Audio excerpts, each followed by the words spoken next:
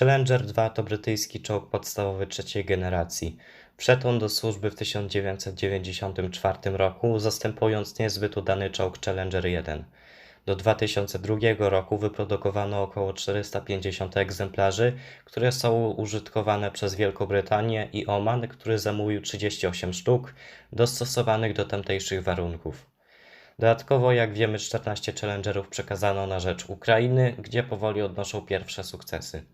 Czołg jest obsługiwany przez 4 załogantów, ładowniczy dowódca i działonowy w wieży, a w kadłubie w przedniej części jest kierowca.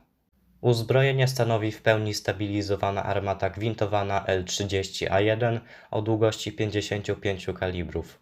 Jest to dość nietypowy wybór jak na czołg podstawowy trzeciej generacji, aczkolwiek jest to pewnie spowodowane możliwością wystrzelenia pocisków Hesh, tak ukochanych przez Brytyjczyków. Jego szybkostrzelność wynosi około 8 strzałów na minutę, a amunicja, co ciekawe, jest do rozdzielnego ładowania. Dodatkowo Challenger jest wyposażony w 2 karabiny maszynowe L90A1 sprzężony z armatą oraz L37A2 na wieży. SKO, czyli system kierowania ogniem w Challengerze, pozwala na śledzenie 2 celów jednocześnie. Działa to tak, że ładowniczy może celować do jednego czołgu, a dowódca do drugiego i w momencie zniszczenia pierwszego przeciwnika działa automatycznie, przełącza się na drugi cel z obliczonych wcześniej wartości. Masa pojazdu wynosi 62 tony. Challenger 2 jest bardzo dobrze opancerzony, wieżę i kadłub chroni pancerz kompozytowy Dorchester, który w niektórych miejscach przekracza 1000 mm. Challenger 2 jest w stanie wytworzyć zasłonę dymną na 2 sposoby. Wystrzelenie granatów dymnych ulokowanych z przodu wieży lub poprzez wtryskanie oleju napędowego do kolektorów wydechowych. Jednostkę napędową stanowi tu silnik diesel Perkins Condor CV12 o mocy 1200 koni. Trzeba przyznać, że jest to zdecydowanie za słaby silnik jak na tak ciężką konstrukcję. Dodatkowo, aby oszczędzić główną jednostkę, zamontowany jest silnik Perkins P404C22, który produkuje energię elektryczną. Dzięki temu czołg na drogach utwardzonych jest w stanie rozpędzić się do 60 km na godzinę. Na bazie tego czołgu powstał Trojan, czyli taki pojazd wsparcia technicznego i rozmontowywania, a także most samobieżny Titan. Następcą Challengera 2 ma być Challenger 3, który zostanie bardzo głęboko zmodernizowany i z dostępnych informacji wiemy, że w zasadzie tylko kadłub, czyli najtańsza część pojazdu, zostanie niezmieniona. Challenger 2 był wykorzystywany w wojnie w Iraku i obecnie, tak jak wspomniałem, w wojnie na Ukrainie. A tak prezentuje się klockowy model Challengera 2. Jest to moja własna konstrukcja, wykonana w skali 1:35. I w założeniach miała być to konstrukcja bardzo wytrzymała, tak aby mogła potencjalnie trafić jako zestaw Kogi. Model jest oczywiście w pełni bawialny. Mamy tutaj ruchome gąsienice, ruchomą armatę, ruchomą wieżę. No i w tylnej części też znajduje się powerpack, więc myślę, że będzie to dosyć ciekawy model. No i bez przedłużania przejdźmy do omawiania modelu. Z przodu widzimy dosyć dużą dolną płytę. Mamy tutaj 2 haki.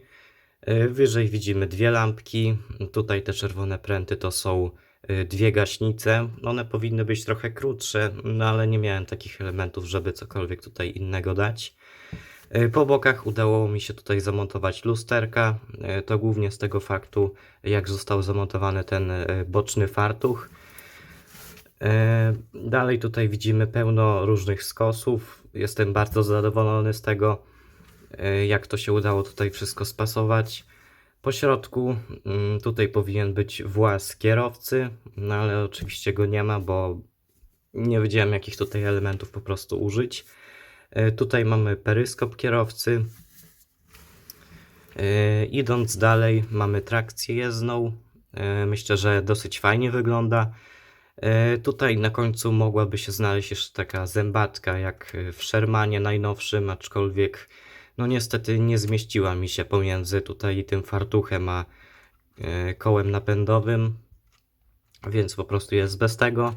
Po środku tutaj są liny holownicze, dalej takie powierzchnie skośne. W tym tutaj miejscu powinien znaleźć się wylot spalin, aczkolwiek nie wiedziałem jak to inaczej rozwiązać. Mamy tutaj skrzynkę, tylne błotniki w takim czarnym kolorze, dalej lampki, tutaj dwie takie potężne beczki z paliwem. Tylna płyta wygląda w ten sposób. Mamy tutaj 3 haki. Ten środkowy to jest, zdaje się, do holowania innego pojazdu, tak mi się wydaje. Od góry widzimy pełno wywietrzników.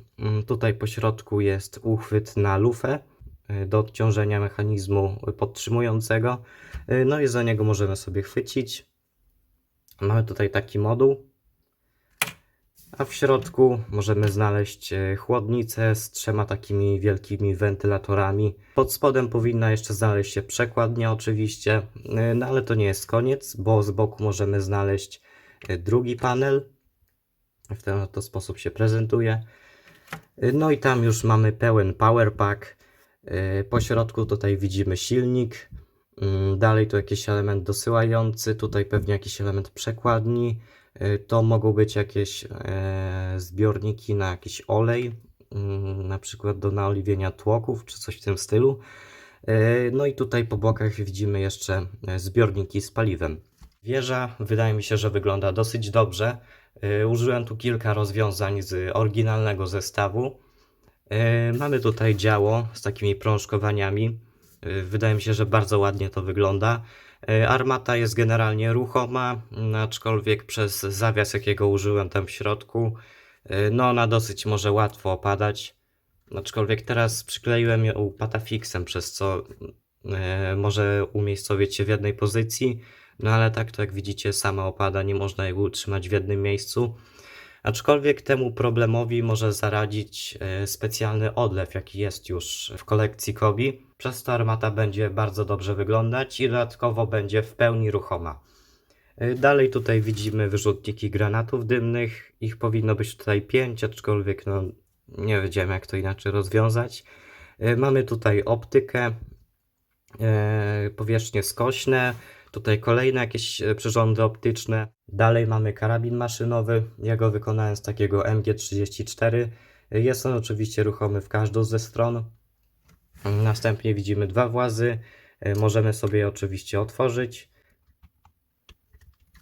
No i tam widzimy miejsce na 2 figurki. No i widzimy, że całą konstrukcję zdobią te anteny, które wydaje mi się, że bardzo dużo klimatu nadają tej konstrukcji. No i przez to wygląda po prostu lepiej. Test toczenia.